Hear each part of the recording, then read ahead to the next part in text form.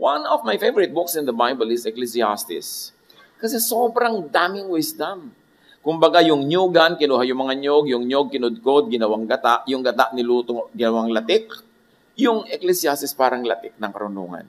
Ang daming pinaghugutan, ang daming pinagkuhanan na sobrang kapakipakinabang. Kahit ulit-ulitin natin ang pagbasa, hindi nagiging ulit-ulit lang ang lesson kasi nagbabago ang ating isip, nagmamature tayo, we begin to see other things we never saw before. Ecclesiastes 3:1, there is a right time for everything, and everything on earth will happen at the right time. Sa tamang panahon. Weather lang ang lahat. Panginoon, salamat po dahil may panahon para sa lahat. At dahil dito, ang hinihiling namin ay karunungan na mabasa ang sinasabi ng panahon at ang magawa namin ng nakatakdang dapat gawin sa panahon na yon. Kayo po, Panginoon, ang mangaral, kayo ang magturo, give us peace, may you be our guide, our protector, and now our teacher. We seek you, Father, in the name of Jesus. Weather lang ang lahat. Sa pagbasa po natin ngayon ay Ecclesiastes, more than preach what it could mean in your life, I would like to ask you, think about what it means to you. Nandyan yung verses for all of us, pero kanya-kanya tayo ng reading. Anong kahulugan nito sa buhay ko? Ecclesiastes 2:1-2, sinabi ko sa aking sarili, at ito si King Solomon na pinakamarunong sa lahat, liban kay Jesus, ang nagsasalita. Halika, subukan mo kung ano ang kahulugan ng kaligayahan. Magpakasaya ka. Subalit ito man ay walang kabuluhan. Ang halakhak ay pinalagay kong kahangalan at ang kaligayahan ay walang kabuluhan. So ang unang itatanong mo, not good? Is it not good to be happy? Is it not good to seek fun? Pero introduction lang niya yun. Dramatic kasing magsalita itong si Solomon. Ibig sabihin, pag sinabi niyang walang kabuluhan, meaningless, vanity, it is not to be taken literally as 100% meaningless. Pero ang gusto lang niyang sabihin, napakalaki ng bayad para mo ito makuha, nagmumukha tuloy meaningless. Ecclesiastes 2:3, sa pagnanasa kong makamit ang karunungan, ipinasya kong magpakalasing sa alak.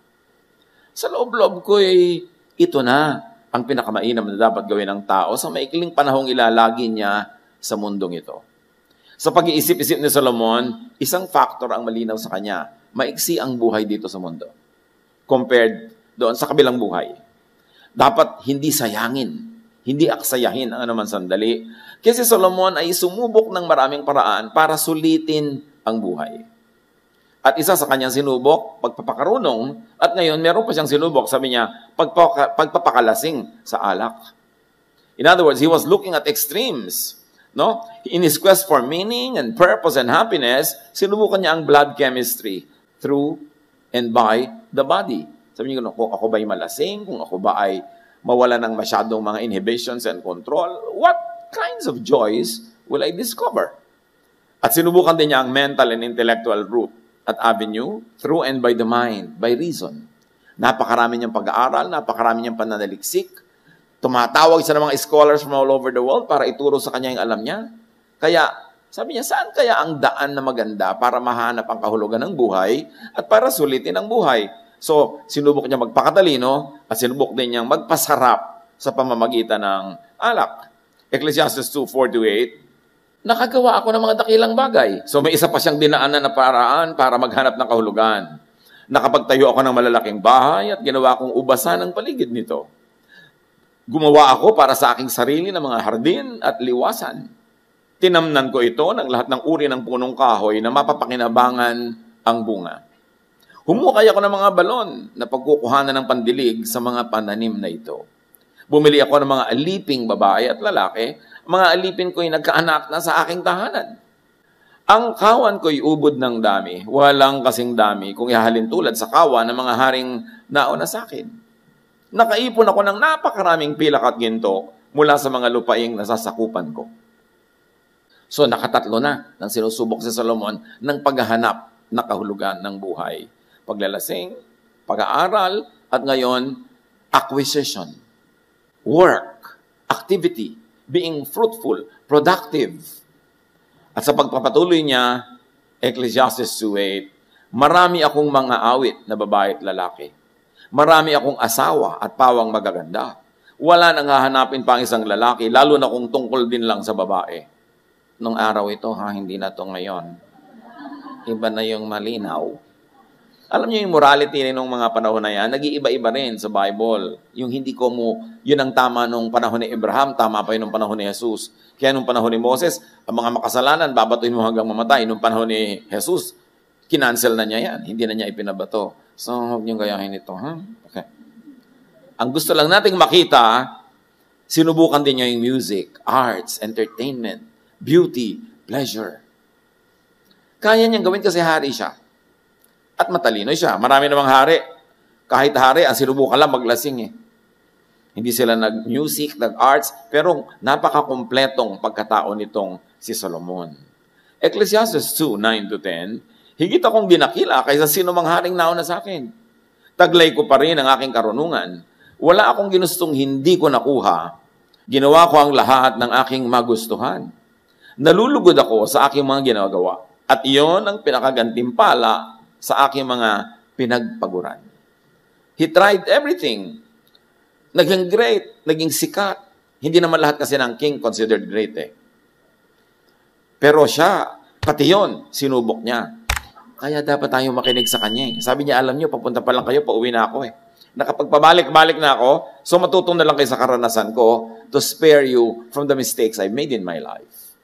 Ecclesiastes 2:11, pagkatapos, inisip kong mabuti ang mga ginagawa ko at ang pagod na aking pinuhunan. Nakita ko ang lahat ay pawang walang kabuluhan. Tulad lang ito ng paghahabol sa hangin. So sa kabila ng mga nagawa niya and the extremes to which he went, sabi niya, there is nothing to gain. Ang totoo, nothing was added to life and nothing was added to the earth. Oo, bumili ako ng mga halaman. Alam niyo ang mga hari na marurunong, kahit mga pharaoh sa Egypt, nagpapakuha yan ng mga halaman sa ibang bansa, ini-import nila, tinatanim nila sa garden nila para yung mga bunga nun, pakinabangan nila. Marami silang ginagawang magaganda. Pero sabi niya, alam niyo yung halaman doon sa Lebanon, nilipat ko lang dito, o wala namang nabago sa planeta, lumipat lang yung halaman, pero nandito rin. Parang kayo, bibili kayo ng halaman sa Cartimar, dadalhin niyo sa garden niyo ang mahal-mahal, nandito pa rin sa mundo yun. Bakit yan nalang hayaan yung nandun siya para hindi kayo gumastos? Di ba? Yung ang dami-dami nating inilalagay, gusto nating maging atin, gano'n din naman ang ending. So, sabi niya, alam niyo, maraming walang kabuluhan. So, bili kayo ng bili, ito mag-transfer lang naman ng lugar. No? Bibili ka ng bahay bakasyonan, ikaw pa ngayon ang mag-maintain, hindi ka talang mag-hotel. Total, pamisa-misa ka lang magbakasyon, ang nagpapasasa doon, yung bantay. Tapos yung bagyo, tawag ka ng tawag, nasira ba ang bubong, nasira ba ang ganito, ganon. Ikaw gasta ng gasta, gaano karaming araw na nandun ka a year. In other words, sabi niya, alam niyo, maraming ginagawa ang tao na walang kabuluhan. Pero kung gusto niyo talaga magkaroon ng bahay bakasyon, bahala kayo. Pero ang point, mag-isip-isip kayo, ito ba talaga ang pinakamakahulugan sa buhay? Ecclesiastes 2:12-21, naisip ko ang wakas ng isang hari ay tulad din naman ng mga nauna sa kanya. So kahit greater siya than all the kings that sat before him on the throne, sabi niya, pare-pareho lang naman kaming mamamatay. Pare-pareho lang kami nang sasapitin. Tinimbang kong mabuti ang karunungan, ang kabaliwan, at kamangmangan. Napatunayan kong mas mabuti ang karunungan kaysa kamangmangan, tulad ng kabutihan ng liwanag kaysa kadiliman. Naalalaman ng marunong ang kanyang patutunguhan, ngunit hindi alam ng mangmang ang kanyang hahangganan. Ngunit, napatid kong iisa lang ang hantungan ng lahat. So, alam ng marunong, more or less, kung siya pupunta. Yung mangmang, di niya alam. Pero sabi ni Solomon, pareho lang ng pupuntahan niyan. Napagod pa ako kaaaral. Yun talaga ang sinasabi niya. Sinabi ko sa aking sarili, ang sinapit ng mangmay ay siya mo rin sasapitin. Ano nga ba ang napala mo sa labis na pagpapakarunong? At naisip kong ito man ay wala ring kabuluhan. Pagkat kung paano ang mangmang ay nalilimutan pagdating ng araw, ganon din ang lahat ng mamamatay, maging ang marunong man o ang mangmang. Kaya't kinamuhian ko ang buhay sapagkat pawang kahirapan lamang ang idinulot nito sa akin. Lahat nga ay walang kabuluhan at tulad lang ito ng paghahabol sa hangin. Wala na rin halaga sa akin ang lahat ng pinagpaguran ko sa mundong ito sapagkat ito'y maiiwan lamang sa susunod sa akin. Sabi niya, alam niyo, kahit gaano ko karunong, siya gaano kamangmang, pareho lang kami mamamatay, kung minsan nga mas mahaba pa ang buhay niya. At mas malakas siya tumawa. Alam niyo daw yung mga bobo, mas malakas tumawa, kaya hinaan niyo ng konti. Para, di ba, dahil matalino. So, ang point, sabi niya, pareho lang. Ang dami ko nang ginawa, halos tuloy kamuhian ko ang buhay kasi hindi ko pa rin nakita ko ano ba talaga ang worth na gawin sa buhay. Sabi niya gano'n. Ipon ako ng ipon, nagpayaman ako. Tapos mamamatay ako, mamanahin lang ng anak ko na mag-aasawa. At pag namatay ang anak ko, sa asawa na niya. At mag-aasawa uli yung manugang ko ng ibang asawa naman na hindi ko ano-ano, sila na ngayon natitira sa aking palasyo. Nag-iisip ba kayo ng ganyan, mga rich parents? Kaya mga bata nagtataka, ba't ang lola ko mukhang pera? Kasi marurunong na ang matatanda, kitang-kita na nila na pag nagpakasal ka, na in love ka, magiging kahati mo na yan sa mamanahin mo sa kanila. Kaya nag-aalala sila na baka mamaya mapagsamantalahan ka, baka mamaya 1, 2, 3 ka lang. Kaya mas wise yung matatanda. Nag-iisip sila at marami silang kinoconsider pag nag-iisip. Kasi pinapayaman ng karanasan yung kanilang pananaw. Pero sabi niya, ibibigay ko lang to sa lahat ng susunod sa akin. So tama ba yun? Tama bang ubusin ko ang pagod ko sa buong buhay para ipamana ko sa anak ko na wala na siyang pagod, minana na lang niya, enjoy na lang niya, at pag ipinamana na niya sa magiging apo ko, ibebenta na ng mga apo. Di ba yun ang general rule? First generation works hard, second generation enjoys, third generation sells. So sabi niya, parang sayang naman ang pagod ko, ba't ko gagawin? At sabi niya, at sino ang nakatitiya kung siya'y marunong umangmang? Yun daw pamamanahan niya. Gayunman, siya pa rin ang magmamana ng lahat ng mga pinagpaguran ko at ginamitan ng karunungan sa mundong ito. Kaya mag-isip-isip yung mga taong mag-asawang puro sakripisyo, naubos na ang buhay nyo sa sakripisyo para lumuho ang buhay ng anak. Pagkatapos, anong gagawin ng anak nyo doon? Anong gagawin ng apo nyo? Dapat nagtitira kayo sa sarili. Dapat yung buhay nyo, buhayin ninyo at bigyan nyo ng buhay at isabuhay. Kasi yan lang ang buhay nyo. Kaya kailangan, bagamat, sabi nga ni Solomon, sinubukan ko lahat, nagpakatalino ako, nagpundar ako, nagtrabaho ako, pero dapat may balance. Kasi, yung buhay mo, yun lang ang buhay mo. Kailangan, di ka malugi. Kahit sino pa yung mahal mo at gano'n pa siya kamahal, pero ikaw, mahalin mo rin yung buhay mo, dapat hindi ka lugi. Maraming mga magulang na sobrang naghira para mapagpaaral yung anak. At nung nakapag-aral at nakapag-asawa, nalimot na si magulang. Tapos si magulang magsisiman, huli na kasi may edad na sila, hindi na nila mauulit. Yun, dapat pala nagtabi ko kahit konti para sa sarili ko. Dapat pala nag-enjoy ako noon kahit paano. Hindi puro sakripisyo ang ginawa ko sa aking buhay. Yan ang matututunan kay Solomon. Kung gusto niyong matutunan. Yan sabi ko, kanya-kanyang application yan eh. Ito may walang kabuluhan, sabi ni Solomon. Kaya nga, nanghihinayang ako pagkat ako ay nagpakapagod ng husto sa mundong ito. So when you are old, when you are advanced in years, make sure that you are not possessed by vain regrets. That you did not live your life and you only sacrifice it for the people around you. Yes, lalo parents, we really sacrifice for our children. We sacrifice for our loved ones. Children sacrifice for their parents. But never forget that you have a life to live also. At huwag mong kakalimutang isali ang sarili mo sa mga dapat ay nakikinabang sa buhay. Lahat ng pinagpagura ng tao'y pinamuhanan niya ng karunungan, kaalaman, at kakayahan. Ngunit pagdating ng araw ay iba ang magpapakasaya sa mga pinagpaguran niya. Ito'y walang kabuluhan. At ito'y hindi tama. Kaya mga anak, kayo ng mga pinagpaguran ng mga magulang, pinag-ubusan ng lakas, ng kabataan, lalo't nag-abroad pa yung tatay nyo o nanay nyo o both of them ng halos 20-30 taon, kailangan pag-uwi nila, suklian nyo ng iba yung kabutihan at alagaan nyo silang mabuti at ihatid nyo sila sa kanilang huling hantungan ng maginhawa, minamahal, sinusuklian ng kabutihan. Para hindi nila aputin ang sinapit ni Solomon na pinagsisisihan kung ba't niya ginawa yung mga bagay na ginawa niya. Dapat lagi ang magulang nagpapasalamat. Hay, salamat, minahal ko anak ko. Hay, salamat, pinag-aaral ko. Kasi eto ngayon, tinataguyod ako sa aking pagtanda. Dapat ganun.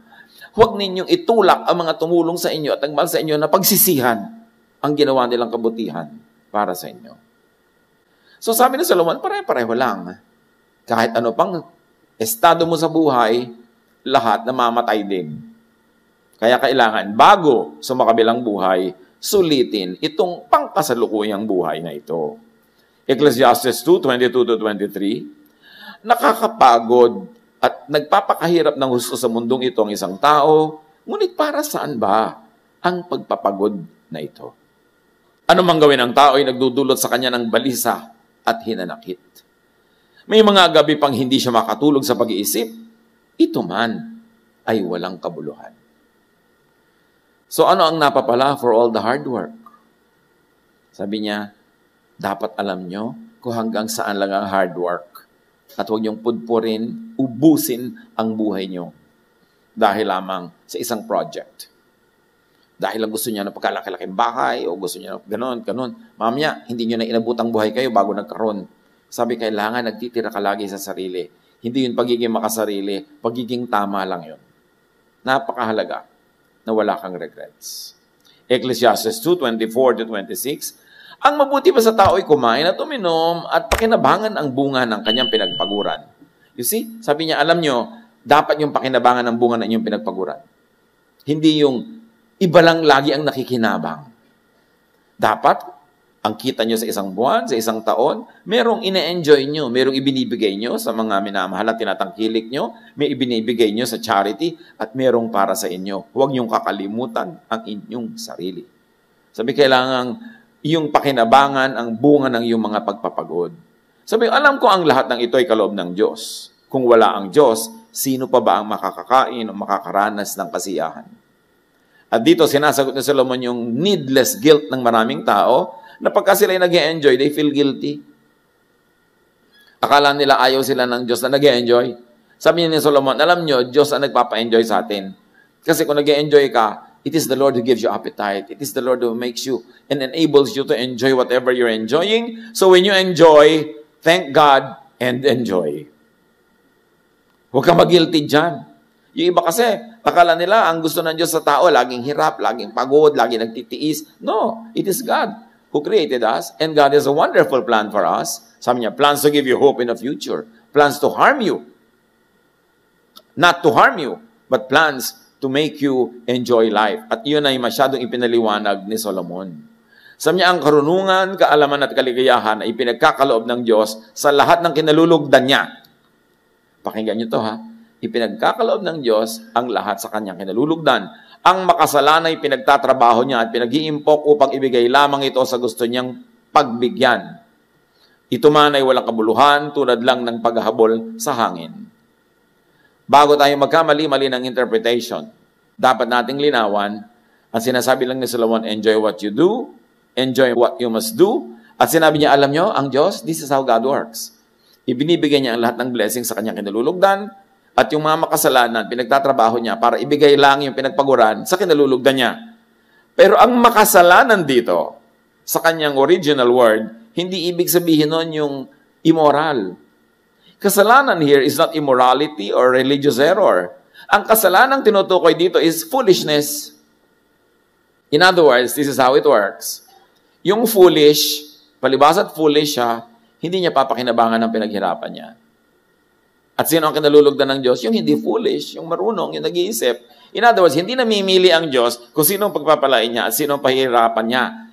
Automatic na yan. Nang kinreate ang mundo, nakaset na ang lahat ng laws. And one of the laws of nature says that those who are wise, those who are thinking, those who have a diskarte, yung marunong, talagang yun ang maraming may enjoy na blessing.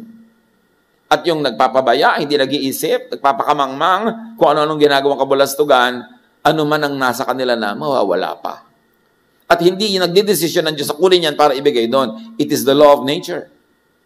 It is automatic. Hindi yan manual. God does not have to choose kung sino i-favor niya. Ang ibig sabihin lang ng favor ng God, if you are living life the way God designed it to be lived, then you are walking in a favored avenue. Automatic yun. Hindi ka pipiliin ng Diyos. Ikaw ang pumipili doon kung saan ka maglalakad. So, stand in the path of blessings. Kung saan dumadaan yung batis, doon ka itanim ang yung puno, ang yung mga ugat, para hindi ka matuyo. You are like a tree planted by streams of water. So you see, because the tree is in the right place, the tree will blossom and the tree will always be fruitful. God does not decide this tree will blossom. No, yung tree being there, following natural law na may source of water, will blossom. So dapat tayong mga tao, para mga puno, ilagay nyo ang inyong sarili kung saan kayo mamumulaklak, mamumukadkad, mamumunga, hahalimuyak, at lalago. Makahalata kayo na ang kinakalagyan nyo sa buhay ay hindi pala kayo dapat nandun. So, bakit po ako laging luoy? Bakit wala akong kabunga-bunga? Bakit nabobonsai po ako? Lahat ng mga katabi ko naglakihan na, bonsai pa ako. Siguro wala ka sa tamang lugar. Yung design sa'yo ng Diyos, cactus ka, tapos nandiyan ka sa tubigan, eto, malulusaw ka talaga. O kaya ikaw ay water lily, tapos nandiyan ka sa desert, di maluluoy ka. Ilagay mo ang sarili mo sa tama at nandun ang path of blessing. God does not decide to bless you or not to bless you. You position yourself correctly. So titingnan nyo mga kapatid, ano ba ang natural talent na ibinigay sa akin ng Diyos?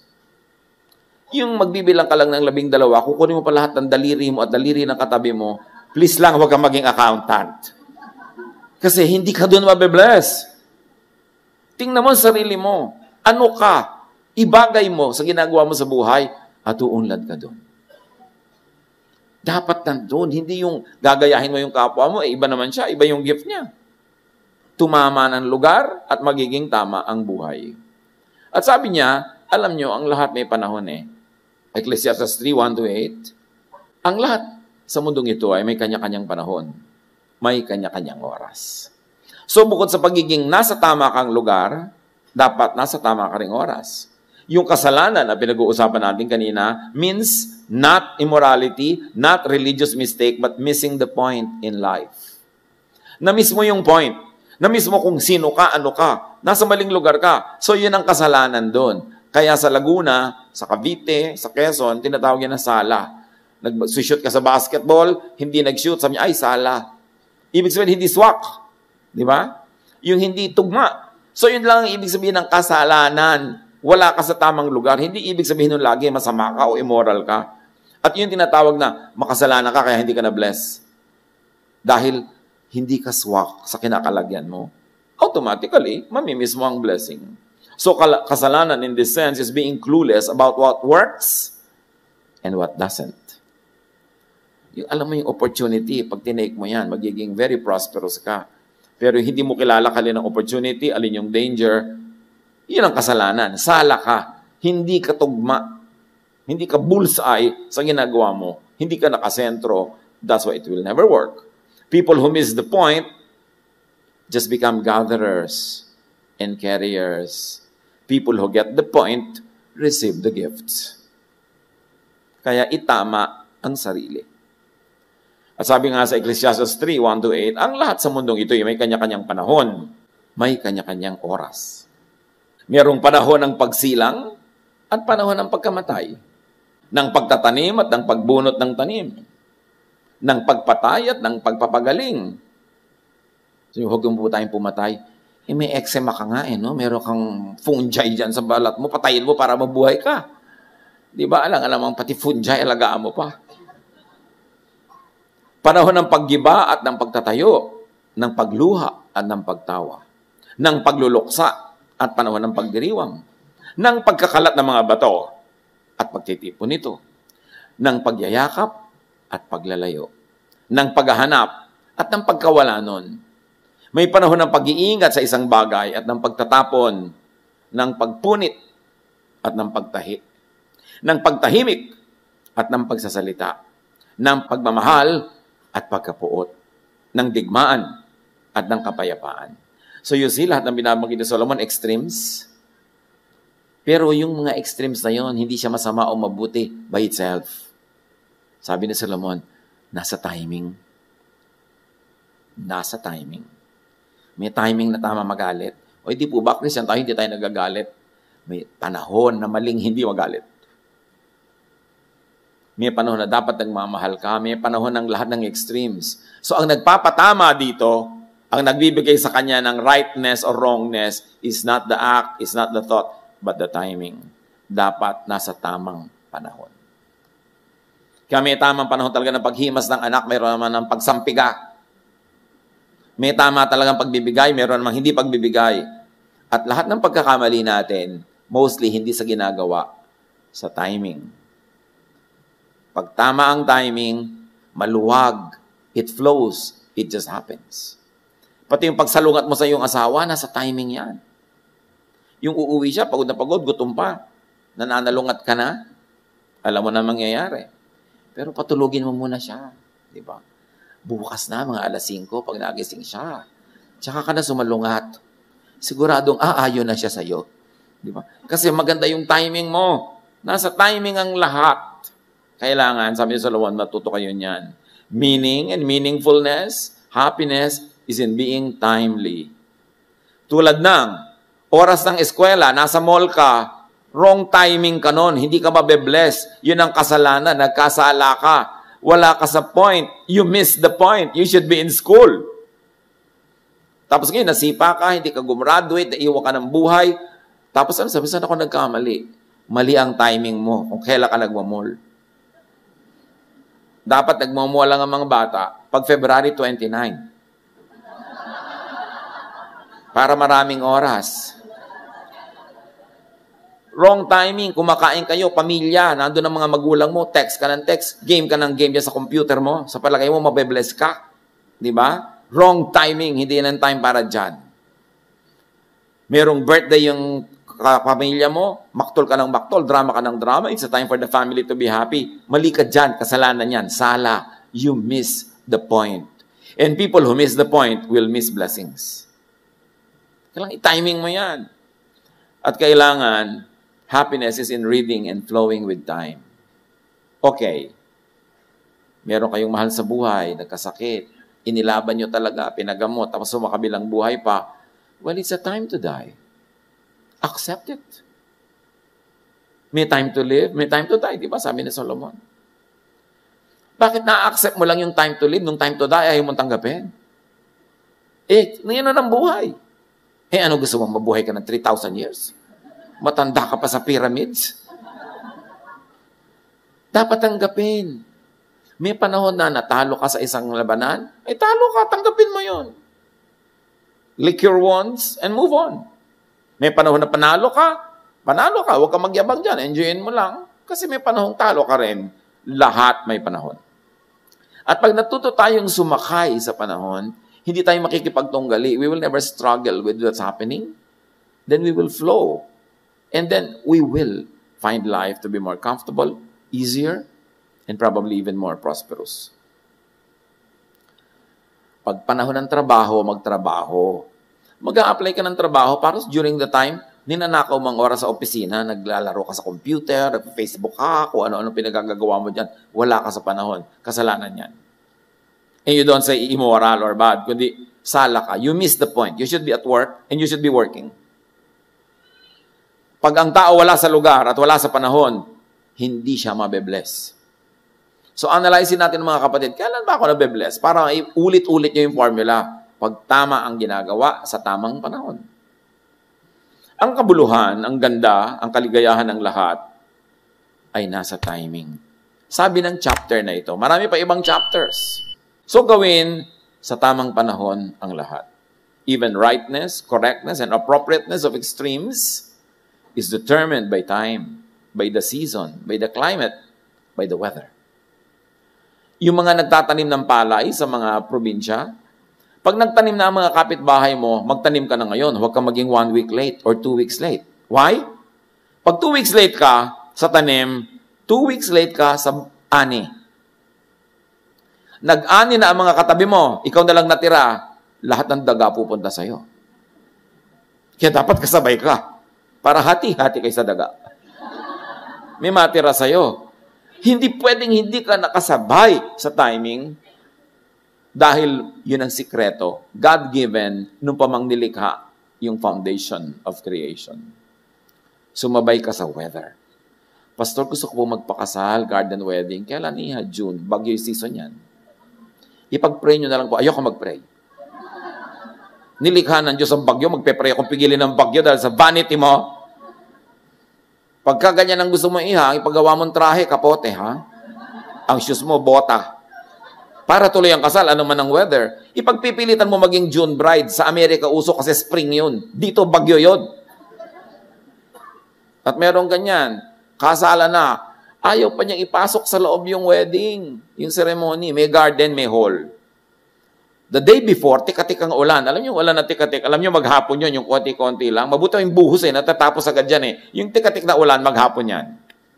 Tikatik. Kasal na niya bukas. Nagpatawag sa church, nagpapa-prayer and fasting. Magfa-fast kami dahil sa kasal mo? Ano ka? Tag-ulan talaga. Saka wala magfa-fast.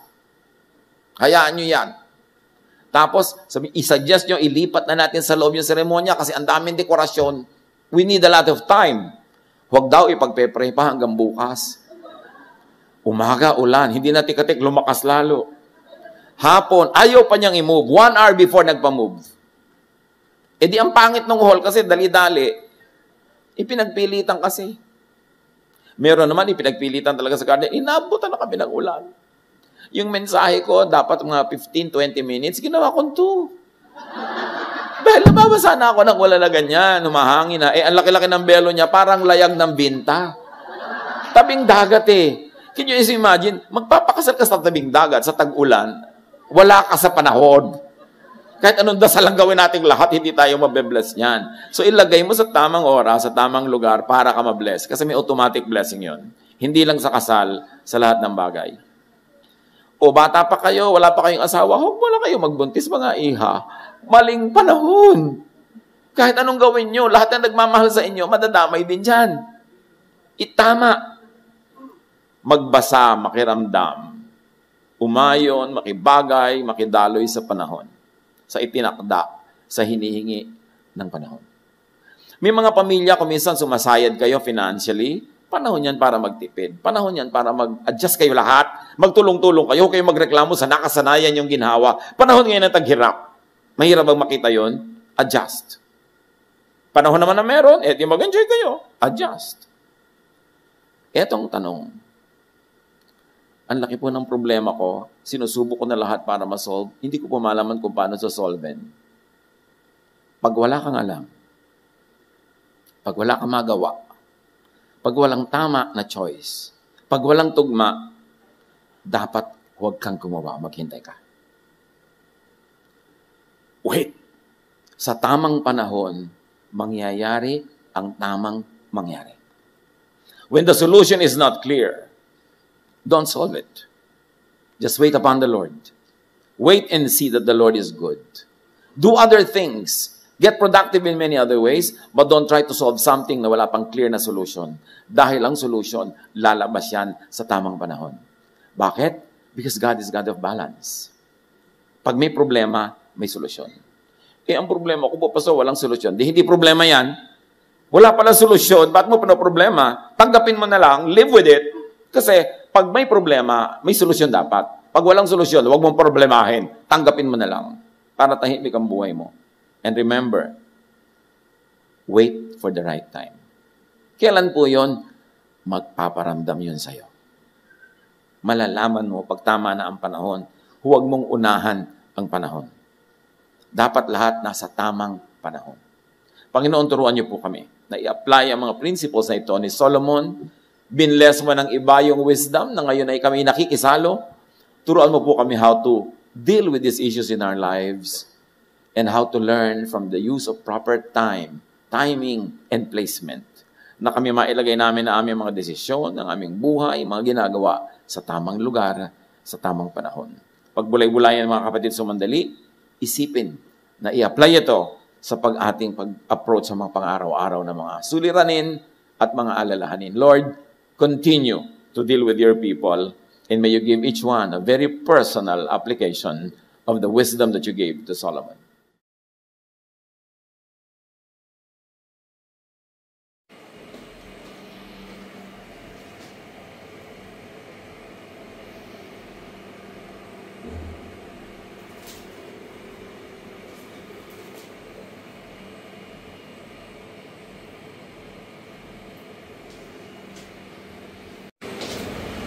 Lutuin na rin ba yan, Glenn? Hindi ko alam kay Puri. Masisira din naman pag di niluto. Ito yung ba natin, di ba?